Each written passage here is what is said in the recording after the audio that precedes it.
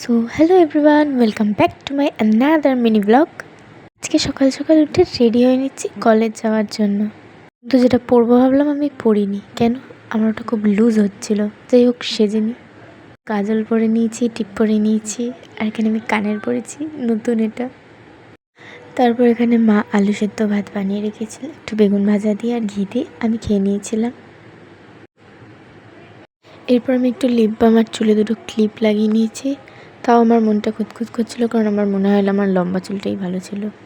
কেমন যেন একটা লাগছে আমার। বেরিয়ে গেছিলাম কলেজ যাওয়ার জন্য। এখানে রাস্তায় এত গাড্ডা আর এত জল, আমি জানি না আমি কীভাবে যাবো কলেজে।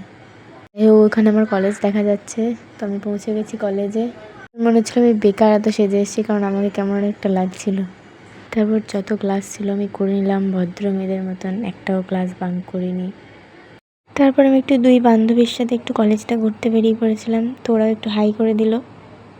এটাই হচ্ছে আমার কলেজ। আমি কিছু খেয়ে নিলাম, আমার মা আমাকে টিফিন দিয়ে দিয়েছিল, জানি না এটা কী দিয়েছিল, কিন্তু খেতে খুবই ভালো ছিল। তাই আমি বসে বসে খাচ্ছিলাম। এতক্ষণ ঘুরে আমার খিদেও পেয়েছিল। পুরো লাঞ্চ বক্স খালি করার পর আমি একটা জল কিনতে গেছিলাম, কারণ আমার জলটাও শেষ হয়ে গেছিলো। তারপর আমার ছুটি হওয়ার পর আমি বাড়ি ফিরছিলাম, আর বাড়ি ফেরার পথে আমি দেখলাম আমার 3 বন্ধু রাস্তায় দাঁড়িয়ে, তাই আমাকে যেতে দিচ্ছিল না সাইকেল নিয়ে। তারপর ওদের সাথে একটু কথাবার্তা বলে সাইড নিয়ে আমি চলে এলাম। আজকের মতন ব্লগ শেষ, ততক্ষণের জন্য বাই।